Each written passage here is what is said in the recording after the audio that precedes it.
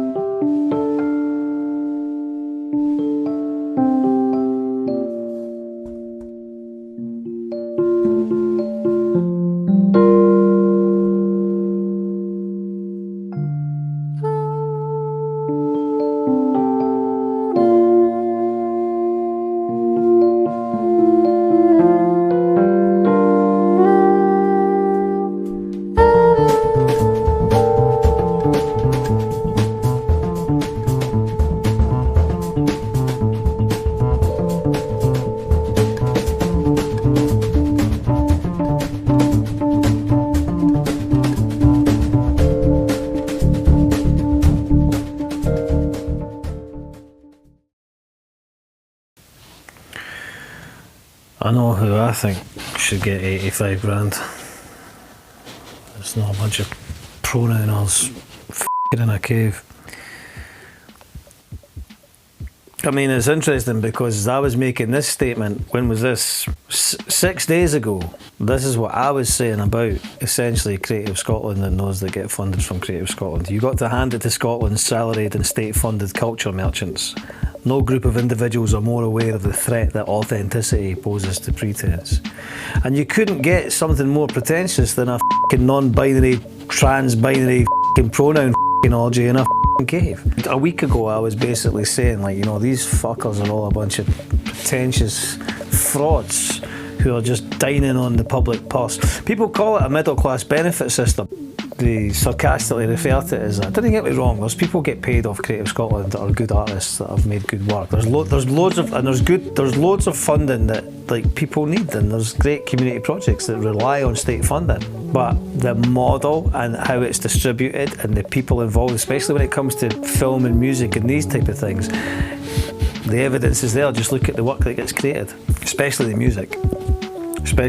There's artists there, there's folk there that have had like 16 grand to make a folk album. They've got no previous evidence of what they've made, and then they put up like one video. There's like videos with like 20 views and stuff like that, and then you go and look at how much money that person's had, and they've had like, you know, nearly 20 grand and stuff. Then you've got artists whose talent is just not even in question.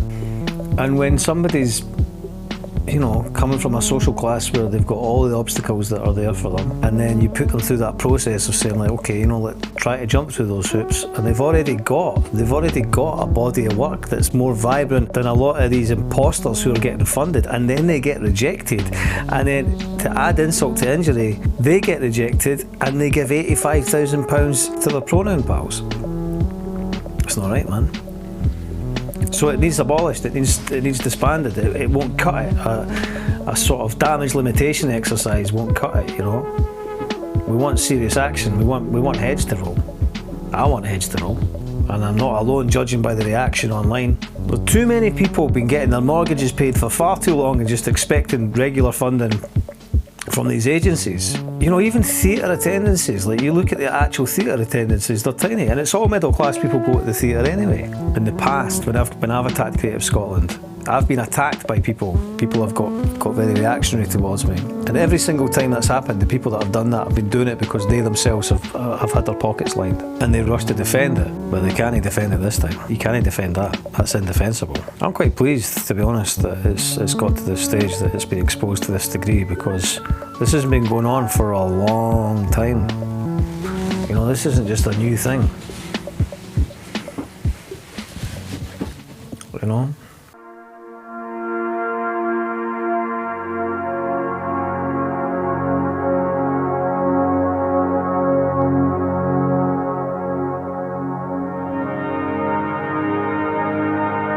Don't put your daughter on the stage, Mrs. Worthington. Don't put your daughter on the stage. The profession is overcrowded and the struggle is pretty tough. And admitting the fact she's burning to act, that isn't quite enough. She has nice... The dash clock in front of me is saying 11:57. It's got to be fine, Erin. It's got to be absolutely golden. Hey, Dad's coming to see you on a big stage for big stars.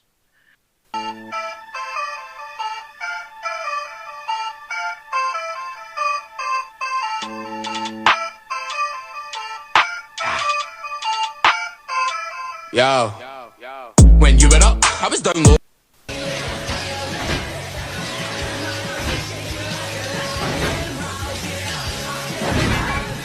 You're mine. But I don't wanna go to the carousel tonight. I'll smash it into smithereens and give it a love bait. Fury as public money spent on extreme sex film. What do you make of that, eh? Art's body under fire after giving £85,000 of public cash to project filming live sex acts. The funding has been agreed for director Lenny Ray Gasson, who also works with a number of youth theatres. This was the tweet that I put out that sort of started it all off. What I did was highlight how much money that project had actually been funded, because it was £85,000 for them to have an orgy. And if you don't already know, some of the description of the show: come and see daddies lurking in the woods, a muddy wrestling cum-f***ing bog, bare-arsed lovers frolicking in long grass, a secret cave sex party featuring a feast of fisting, squirting, wet work and mess. Like everything, what is at the root of this entire affair is class, because this decadent, vulgar art project is a direct expression of the contempt that the middle classes and the liberal middle classes have for working class people, because they're so narcissistic and so involved with their own sense of self-importance that during a cost of living crisis they've decided that the most significant art project that they can conceive is for them and their friends to take £85,000 of public money and go and each other in a cave. But Rain is like, as I was starting to understand my inner landscape a bit better, make something that I could feel really connected to. And for me, that's always been sex. Like, sex is something I've really easily been able to access my body in. Like, kink culture is a big part of my life. And so I was like, that's actually what I want to make. I need to make a work that's really sexy, that is like a wet dream that I've had. And I'd quite like the Arts Council to fund it. The Scottish Government's response is to reports that Creative Scotland have awarded £85,000 to the project Rain. The project previously received £23,000 and has now attempted to recruit vulnerable people, including the disabled, at £300 a day to participate in sex acts so extreme they will be provided with psychological aftercare, and I will not repeat them here. Cabinet Secretary. Well, I thank Neil for the help.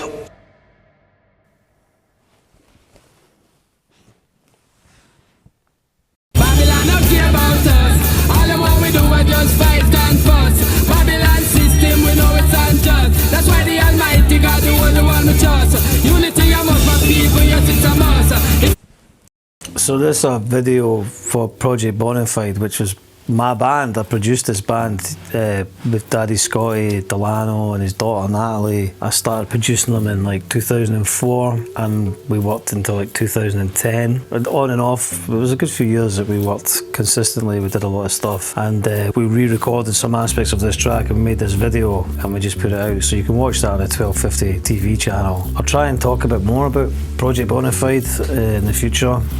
It's not an easy thing for me to talk about, to be honest. It was a big part of my life and it means a lot to me. We're going to try and get a lot of the music that we made at that time released. I'm pretty proud of this piece.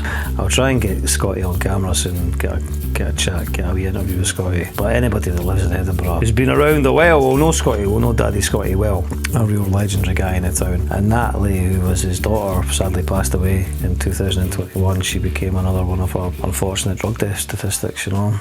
And she was a phenomenal talent, you know, an absolutely phenomenal talent. She was often described as Scotland's Amy Winehouse, you know. She was just incredibly gifted, and a big loss. Not just a personal loss, but a loss for the country, to be honest, because she should have been a superstar, you know.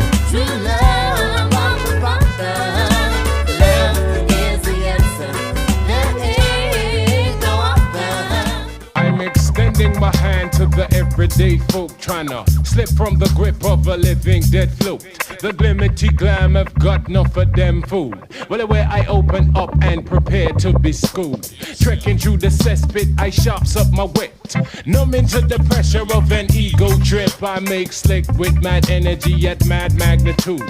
Moves for my wit's sakes, I guess to be clued. What holds me so closely to deep sides of mine, and preoccupation with the root tick refine.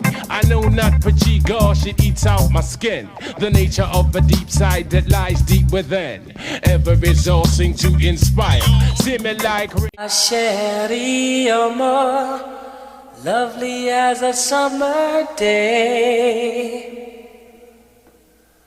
My chérie, amor, distant as the Milky Way. aussi pleine de bons sentiments. Dans les galeries, c'est les pauvres, les pensent. Possède le monde, le détruit en silence. Mais donne le son et juge sans réticence. Réfléchissant de la scène sur la réminiscence. Sur des textes, sur des œuvres qui nous mettent à distance. Et oublie privilège, paradoxe et finance. Et oublie privation, parasite, efficience. La douille de nous faire croire qu'on mérite. Ce dont on est doué, en vrai, on l'hérite. Les exceptions contredisent pas loi générale. Ce mythe, ce que ça arrange, surtout c'est les riches. On doit toujours tout ce qu'on a à tout le monde. Et le travail ne vaut jamais l'argent. Quand y a arnaque et que tout nous le montre. Comment croire au discours des dominants? Et aussi, qui ça? Paysan qui est souvent plus royaliste que le roi. Prolétaire qui fièrement sert les intérêts des bourgeois. Merde, nouveau riche en Lamborghini. Teubé nous fait l'apologie de ce dont il a souffert sans cogite. Comme un servant soumis docile qui se marierait à la fille d'un marquis. Et d'un oubli, on s'en serait privilège. Refuser misère, vouloir être riche, c'est dégueu les conséquences des causes qu'on chérit. Si les Champs-Élysées brillent avec lumière et douleur de l'Afrique, les boutiques quand elles brillent grâce à l'oseille des putains qu'on volé le.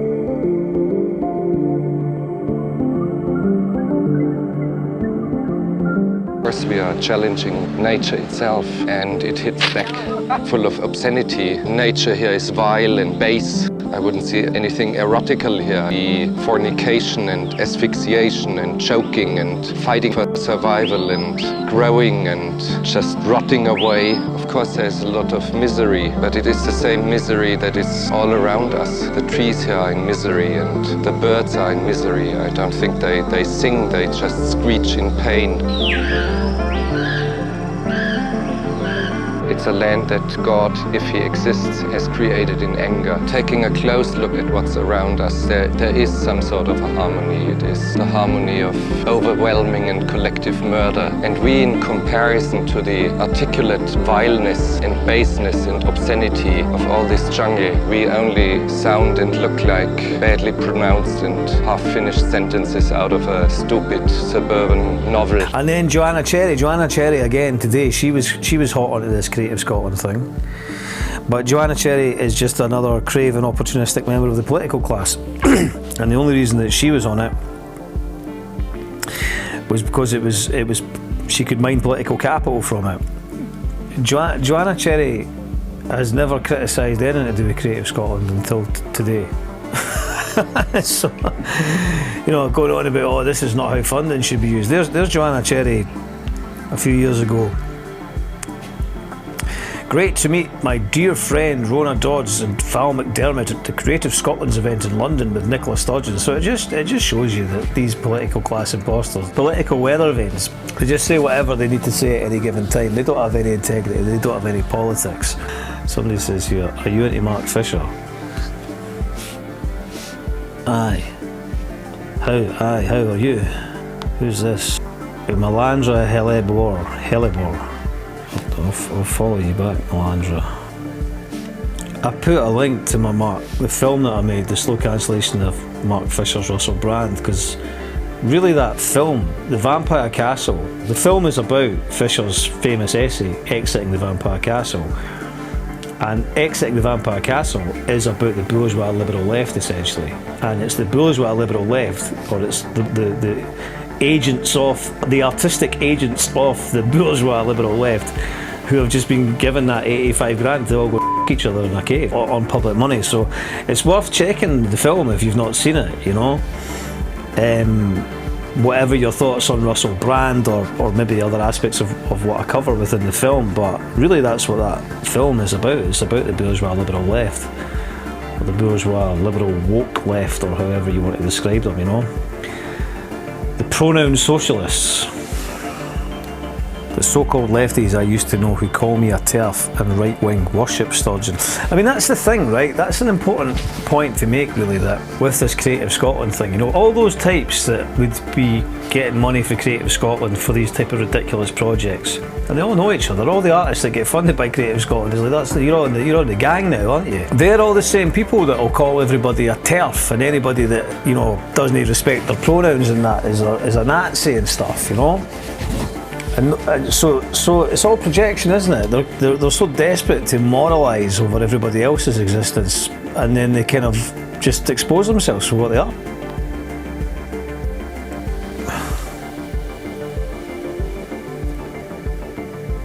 That's an old show. He's going like, that's an old show.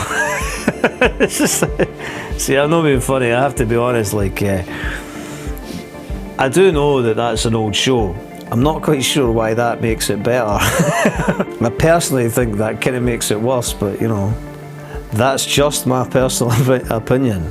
You would think that the folk at Creative Scotland would maybe go and check out what else they'd funded and what else she'd done, and if they saw that she had done a participatory theatre show involving sex toys and a child, you might want to hold back on giving her 85 grand to have an orgy in a cave, but it doesn't seem to be that they were too troubled by that, so perhaps that tells us about who's in charge of Creative Scotland.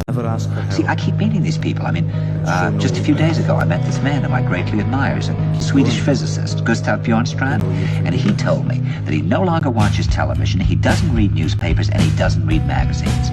He's completely cut them out of his life because he really does feel that we're living in some kind of Orwellian nightmare now, and that everything that you hear now contributes to turning you into a robot. When I was at Finhorn, I met this extraordinary English tree expert who had devoted his life to saving trees. Went into his pocket and he took out a seed for a tree and he said, "This is a pine tree." He put it in my hand and he said, "Escape before it's too late." Of course, the problem is where to go, because it seems quite obvious that the whole world is going in the same direction. See, I think it's quite possible that the 1960s represented the last burst of the human being before he was extinguished, and that this is the beginning of the rest of the future now, that from now on there'll simply be all these robots walking around, feeling nothing, thinking nothing, and there'll be nobody left almost to remind them that there once was a species called a human being with feelings and thoughts, and that history and memory are right now being erased, and soon nobody will really remember that life existed on the planet.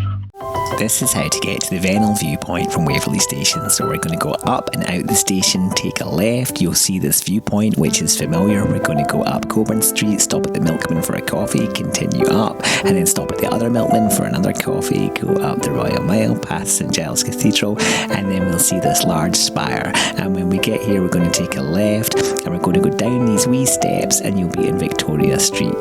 So we're going to go all the way down Victoria Street, take a right, and then across from this familiar viewpoint, you'll see this wee set of stairs is right beside Mary's Milk Bar. Go up the steps, keep going, and we get to the top. You can take a fucking look around. There you are. So last Saturday, John White, who is a socialist and an activist, a writer and an author, and one-time aspiring Hollywood star, he came down and we just had a wee chat and I filmed it, and a lot of people have really enjoyed the chat, and I'm not surprised because he's a fantastically interesting guy, and he has an awful lot to say, and he's fiercely critical of what's going on in Gaza. And if you want to, he's also shadow banned on Twitter, so it's worth following him because a lot of his tweets don't actually get seen a lot of the time. There's a wee clip of John. I went through years in my childhood thinking my name was actually Fenian Bastard because I get called it that much. I'm naturally quite defiant, so I embraced that identity, and I started going to see Celtic. It gave me my formative political education, because if you go to Celtic matches back then, you'd always have activists who side with pamphlets because the troubles was in full sway, and in the split second during which I was trying to decide which set to follow, I was off the road in the car, so I broke my neck.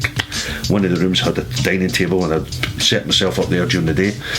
And whatever I was reading, if I came across a word I didn't understand, I stop reading, I look it up in the dictionary, and I write it down in a journal. Poll tax campaign was in sway in Scotland in the late 90s, led by Sheridan. I went to hear him speak, and he just lit me up. And the thing that lit me up more about it, I found him really relatable. Here's a guy from a housing scheme like me. Up to that point, I'm not trying to be disrespectful, but the political activists I'd come across in the street and all that, they all seemed to be middle class and had all the badges on, and that just repelled me. In this moment, everything's about Gaza. Our society is not underpinned by democracy at home and human rights abroad. It's class oppression at home and militarism abroad.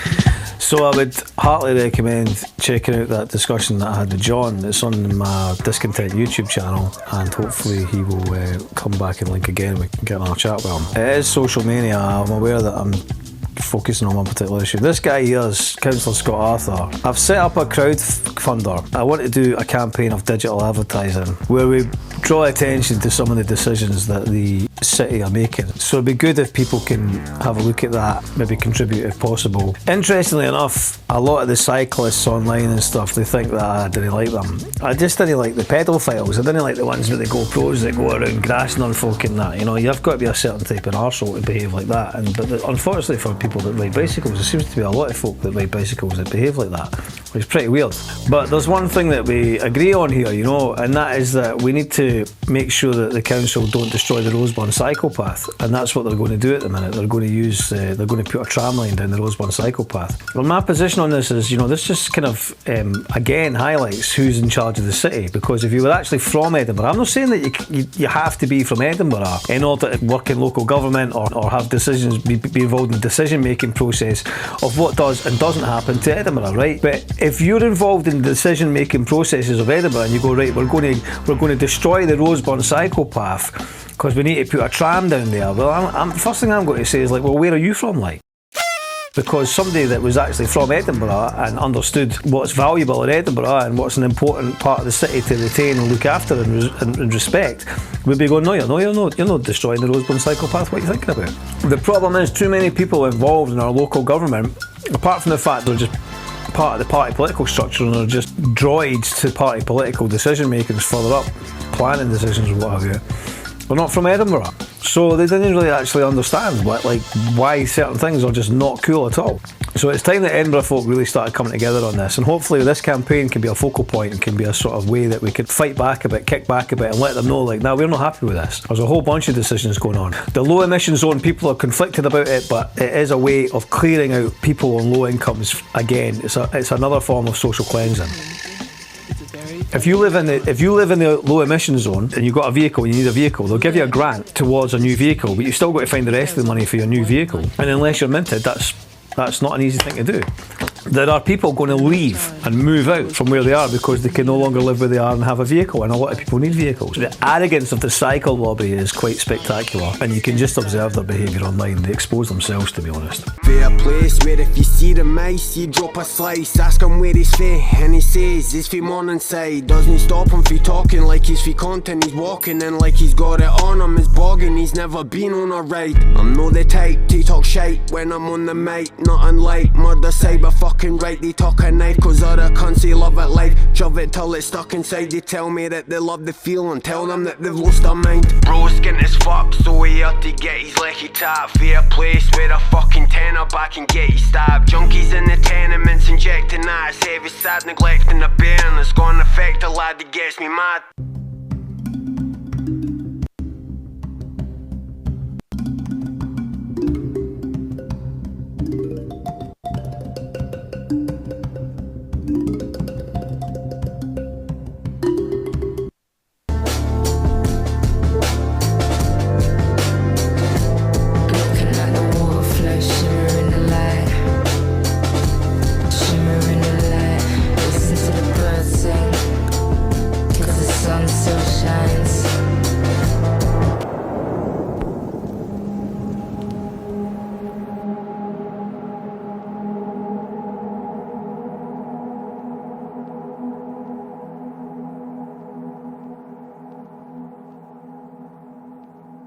The new forms of enslavement, subordination, are sold to us as new forms of freedom. Let me give an example.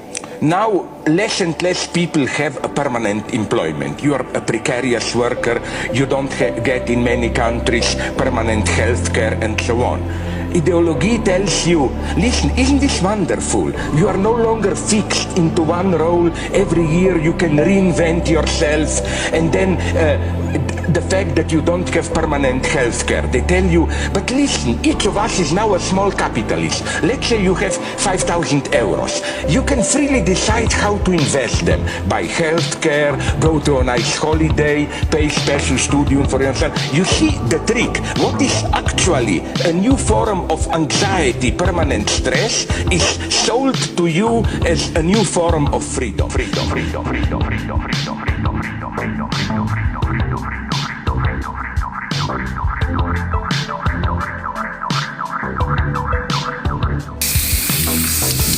Everyone got upset with this, didn't they? People got upset with this. I couldn't give a fuck about that. But normally I can't really be bothered with activist class stuff, you know what I mean? I find it a bit lame, I find them just a bit tedious, but I don't think that this is in the same category, to be honest. I think that she's defacing, you know, some arse piece of the establishment. I think that the question of whether or not this type of activism has any revolutionary ability is I think it's fair game, you know. What is happening in Gaza is beyond words. There's no words to articulate it. There's no words to articulate what is being done.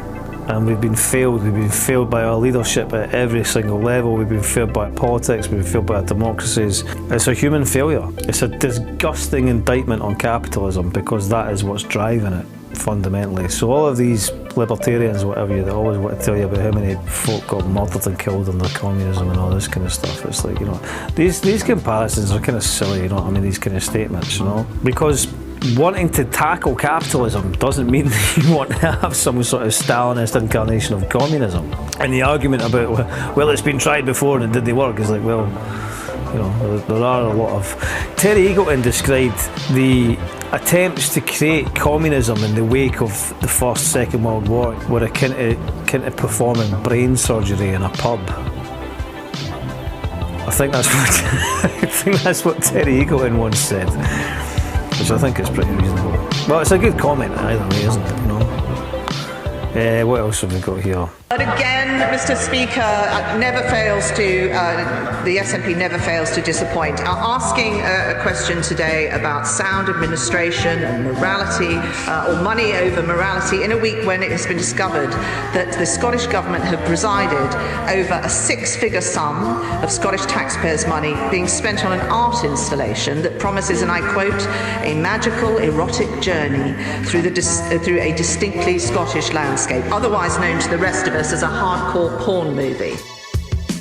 A guy on Twitter, me, tweeted something. Within 24 hours, the government department is releasing a statement on a Sunday. By the Tuesday, it's getting discussed in the Scottish Parliament. By the Thursday, it's getting discussed in the Houses of Parliament. And you can't find it in yourself to write anything about it or say anything about it. Bit strange, don't you think? Guy that sees himself as a pivotal figure in Scottish culture. Mike Small then wrote an article about South by Southwest. His exact words were, "For me, times are so dark and the issues so clear that I can't see why artists wouldn't boycott this event." Scotland maintained an official presence at South by Southwest after hundreds of musicians boycotted, most notably the Irish contingent, who made a powerful humanitarian statement of their contempt and disgust that music festival was sponsored by arms manufacturers in the US military, who are implicit and complicit with the genocide in Palestine. But after Mike Small wrote that article, he went strangely quiet on the whole matter. And I believe that the reason he did that was because the people who were responsible for taking those bands to South by Southwest were Wide Days. And Wide Days is run by a guy called Olaf Furness. And Olaf Furness is a friend of Mike's. And I don't think Mike realised when he made the article that Olaf was the guy that took the bands out there. So Mike's put his own mate in the firing line, right? But then it gets worse for Mike, because the other band that are actually out there who are a major part of the South by Southwest event is Mogwai. And Mogwai happened to be one of Mike's favourite bands. Mike has a long history of talking to Stuart Braithwaite from Mogwai online. I don't know what's happening with the Mogwai. I love Mogwai. If they're not cancelling, then they actually say a big fuck you. Do the message on stage, because that's another way to do it. No comment at all is a complete, total cop-out. But it gets worse, because this band, Neon Waltz, from Caithness, they went and did a gig, and then they were like, this is f***ed up, we shouldn't do this. And they made a brilliant statement. They said, we did this gig, but our conscience got the better of us. We couldn't continue this. We couldn't continue giving patronage to this festival. It's sponsored by the US military and arms companies. We need to bail from this festival and join the boycott, which they did, and they deserve full respect. Another band from Glasgow called Vlur, they did this too. They were like, fuck this, we'll not want to be part of this. But these bands don't have half the status that Mogwai have got. So Mogwai are like a big, massive, successful Scottish band that are out there, and while these smaller bands that people don't know as well, they're showing the integrity and the humanity to go, this is not what we should be doing, and these assholes are sitting there going, nah, we're going to stay at this festival. Let's promote our latest film. Scottish band Mogwai at the South by Southwest studio with their new documentary. Here to give us a sneak peek, director Anthony Crook and band members Stuart Braithwaite, Dominic Aitchison, and Martin Bullock.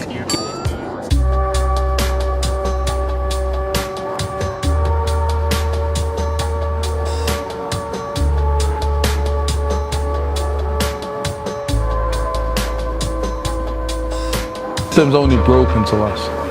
The system's working for who the system's meant to work for. And by us, I don't even mean race. I said that earlier, I don't mean race, but we are poor people, like, and the system doesn't favour us.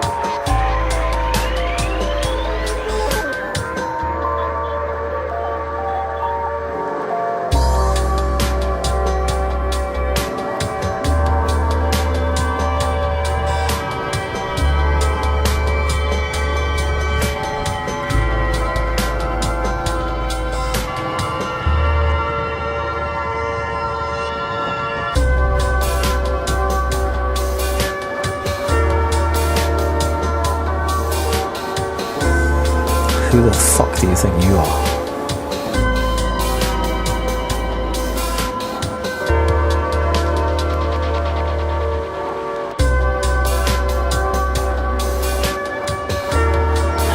Why aren't I in a political party? Is that what you're saying?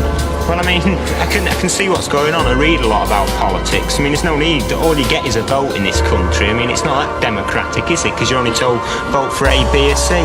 And it's all the administration, the civil service and everything, all run by ex-public schoolboys. So you're saying it's not democratic enough?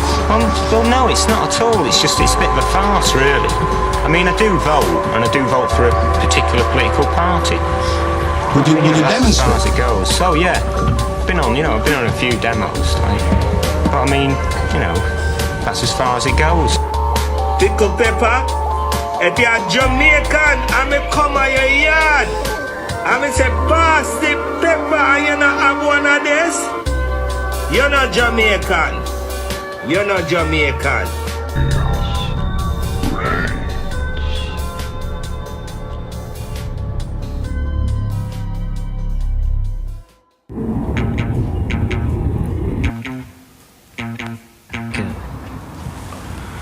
Look, no cars, there's no people, no bikes.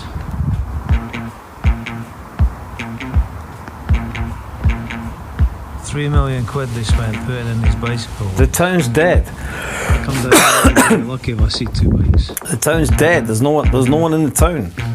Often at parts during the day, the town is empty. They've taken so much traffic from the city. They put in all these bike lanes. They put in all this cycling infrastructure. No one even uses it. Hardly anybody uses it. They're spending millions and millions of pounds because they think they're going to force everybody to get on their bicycles, to get a bicycle and cycle about the place. It's just not going to happen. So we got some crazy problems in Edinburgh, man. Edinburgh is being held hostage by nut jobs. There's no bigger nut job in Edinburgh right now than Councillor Scott Arthur. That guy is a liability, trust me. I mean, he wants to get elected as an MP and go to Westminster, so he's desperate for everybody to see what he's doing, and he's But I mean, he would be a comedy character, you know, if he was in some teapot wee town somewhere like Kirkcaldy, which is incidentally where he's actually from. But to have a guy like that dictating events in Edinburgh, what do you think the Ouija's think of us? What do you think the Ouija's think about the folk in Edinburgh that we've allowed some teapot for Fife to tell us what to do? Do you know what I mean? I mean, they're worthy of a perpetual slagging, but I mean, we're leaving ourselves open for a right piss take with that, like, you know? We already gave us a Ouija, we already had Adam McVeigh. He's the Paisley, some wee business graduate was in charge of the whole town for pretty much the last decade. He made an arse of it. Now we've actually, it's even worse, we've got some f***ing teapot for f***ing Kirkcaldy. I don't care if you're a Jambo, or you're a Hibbie, or you like rugby, or whatever it is that you're into. You can't be into what they're doing in Edinburgh. Cannot be from Edinburgh and approve of what is being done to Edinburgh by the political class that are in charge of it, whether that's from Holyrood to the council. It's a total disgrace. So we need to do something about it. We need to come together and stand up to it, you know. Somebody's watched my film. Bloody brilliant. I love Fisher. He saw it. Where a rich white male can be called disadvantaged and awarded a woman's place, class is irrelevant. Only identity matters. Fantastic film. R.I.P. Mark Fisher. Well, got yourself. I couldn't agree more. I thought I made a great short film there with no funding. And I'm not saying I'm happy about that. I just had to do it because nobody's going to fund me. And I tell you what, if you're as critical of the funding bodies as I've been, I'm not even going to embarrass myself by asking them for money. I care exactly what the answer is going to be from that lot.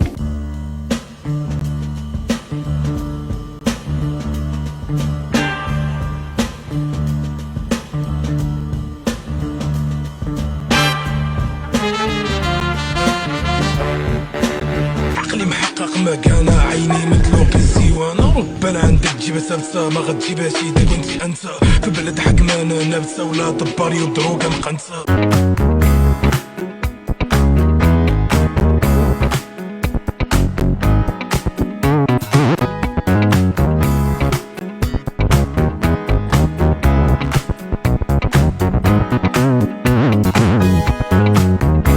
So then what happened is this, right? Bella Caledonia and the Skinny and the National, who hadn't provided any adequate coverage over the Creative Scotland funding fiasco or the fact that their pals Wide Days and Mogwai were given patronage to a festival sponsored by arms manufacturers. In a desperate attempt to regain their own position of being somehow morally superior to everybody else, they went and created this ridiculous boycott where they went, right, we'll make a Scottish cultural workers boycott that says anybody that wants to sign up to this agrees that they won't go and perform in Israel. None of yous were going to Israel. Why not say you're going to boycott Alpha Centauri? Right, we Scottish artists sign up and say promise that we're not going to go to Alpha Centauri until it's expedient for us to do so, though, right? You know what I mean? Same drill with that. Can you see how vulgar this is? That they have actually used the genocide as flack. We'll use that as a cover to cover the fact that we haven't held our pals Mogwai accountable for fucking staying on at an arms festival. And we never said all about the fact that 85 grand was poured into the pockets of some. It suits you to use the national identity to promote your product, but then when there's a situation where there's a national responsibility required, you abdicate all responsibility for that and say that's for the individual artists to take on. When Creative Scotland ratify that, it says they say, yeah, that's fine. Because it's just a bank, for the middle class pals. This is the cultural wing of our political establishment.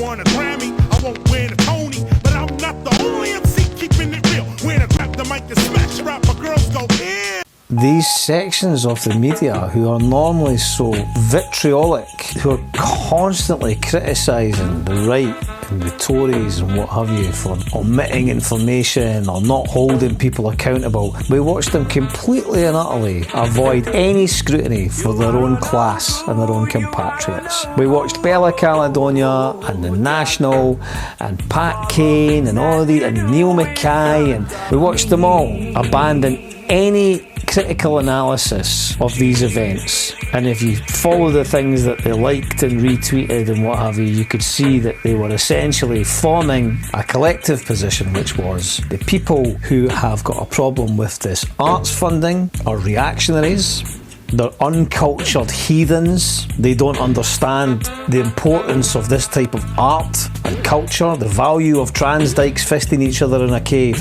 These people are heathens. They don't know how important this work is. Well, where's the artist? Where's Leonie Ray Gasson to come out and tell us why this is deeply important work and why it needs 85 grand of taxpayers' money and why our other work needed another 30 or 40 grand. I think she's had about 120 grand so far out as Creative Scotland. She's had 120 grand to film folk f***ing each other. And now all the Ouija's are complaining because they can't get 75 grand to fund their book festival. Now they're all making a racket. Oh, you can't, this is terrible. But none of these people said f*** all about the funding. Not a single one of these people came out and said, yeah, you know what, it's time Creative Scotland was wound down, something else needs to come in its place. But you don't see that. Many times I have posed the question, is it not a conflict of interest that they gave Robert Wilson, who was their then chair, 300 grand towards his private enterprise Jupiter Artland? I mean, I've asked this question many times. Nobody's said anything about it. No journalist, nobody's ever went, oh, you know what, actually, yeah, maybe that's a bit weird, eh? Nah.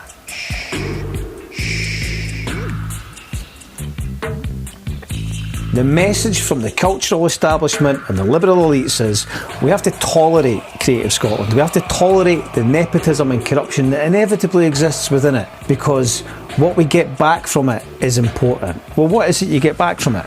What do you get back from it? More violently, more strongly you feel about life, the more strongly you must be aware of death.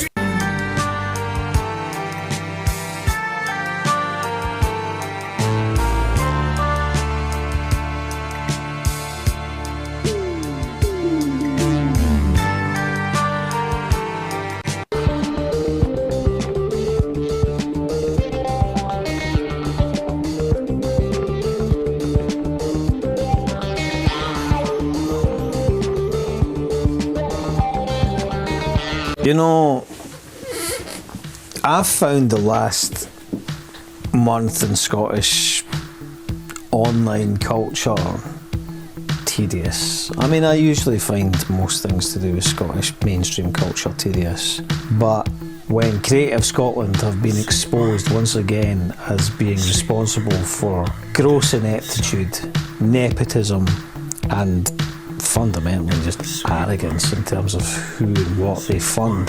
The inability for the middle class Scottish establishment to actually just say, you know what, this organisation sucks and it absolutely needs to be disbanded and reimagined. and their unwillingness to join in those calls to abolish it, and in many respects actually go out of their way to defend it. It's indefensible, but nevertheless go out of their way to defend it. That's the state of Scottish culture since we've had these parasites in power for the last 15 years. The same middle class PMC wankers that are filling their boots all over the public sector are the same fuckers that are dictating our culture, our mainstream funded culture.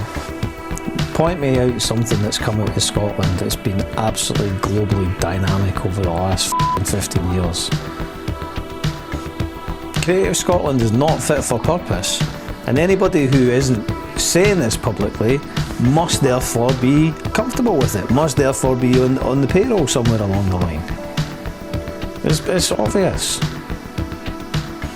Why are you saying get it to fuck? It's not fit for purpose. It does not remotely service the needs of artists. Creative Scotland should be giving out hundreds of grants to artists in their pocket. 5 grand, 10 grand, boom, boom, boom. Just artists, musicians. There you go, 10 grand, bam, bam, bam. They don't do that. They give little wee pieces of money here and there to people, and then they give big chunks to their pals, to their bourgeois pals. And everybody knows this is what happens. Apparently they gave over £1 million just so that they could have their name at the end of a Marvel film. What a waste of money that is. It's endless. It's endless. People say, oh, it's short-sighted, you can't just call for the abolishment of Creative Scotland. What are you going to replace it with? There's 1,000 different things we could come up with. There's a million different things that you could create in its place. Very strange, don't you think?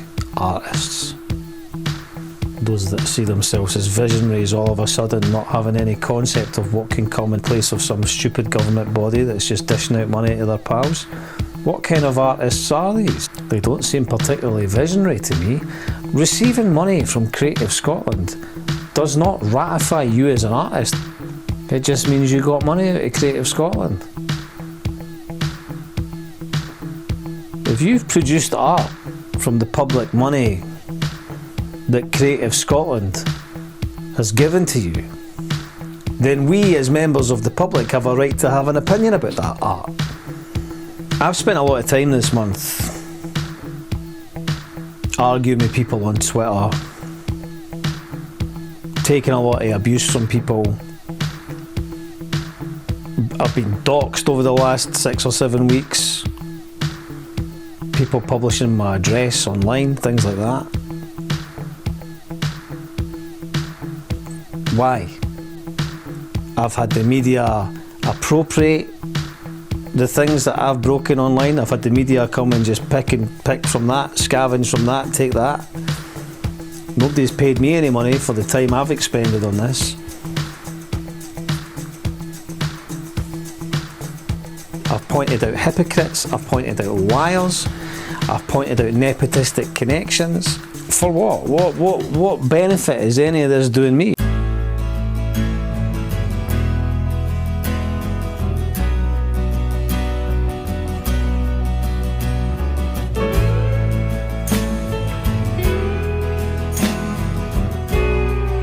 Because you're an ornery fucking motherfucker and you don't play the game, that's why. Yeah, Kingston Dub Club, original style, alongside the Zionite Kings, Tippy Eye, Man Like Moon, Jadi forward soon.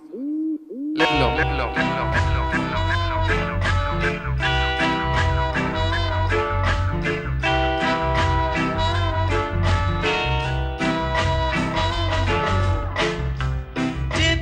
Diplomatic, hip for Hippocratic, try for trial and Taurus, tap for tap and Norris, city buckets, them I got on there, city buckets, them I got on there, city buckets, them I got on there, man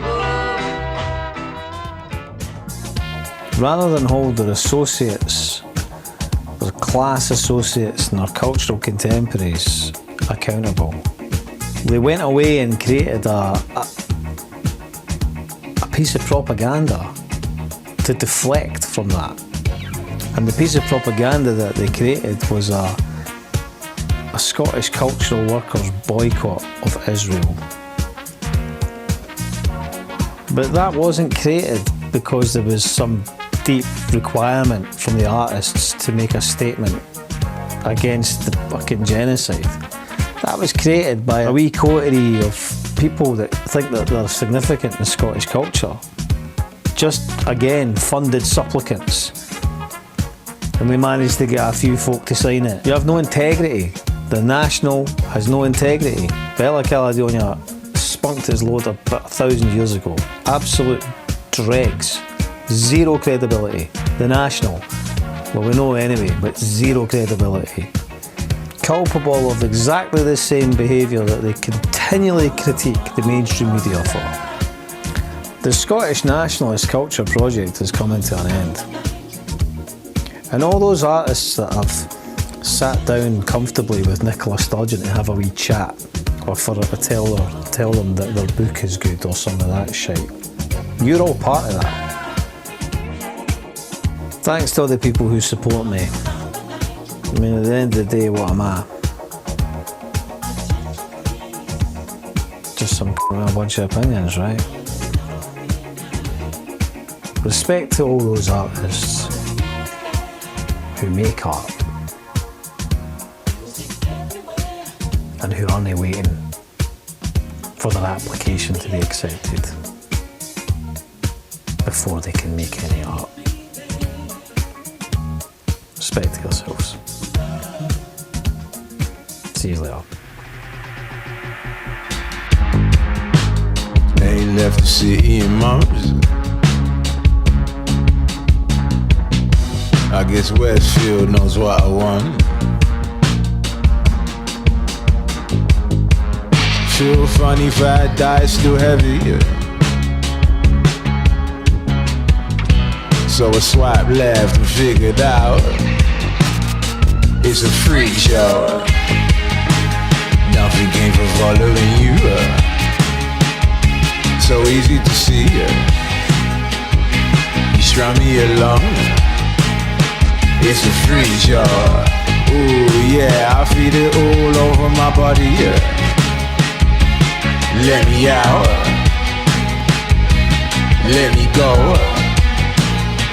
It's a freak show. Shutters down, nothing to see. We're all living here confused, a lights on but we can't be. All this extra tour's giving me jitters, man. It's a nightmare, I'm screaming out. It's a freak show. Nothing came from following you. So easy to see. You strung me along. It's a freak show. Ooh yeah, I feel it all over my body. Let me out.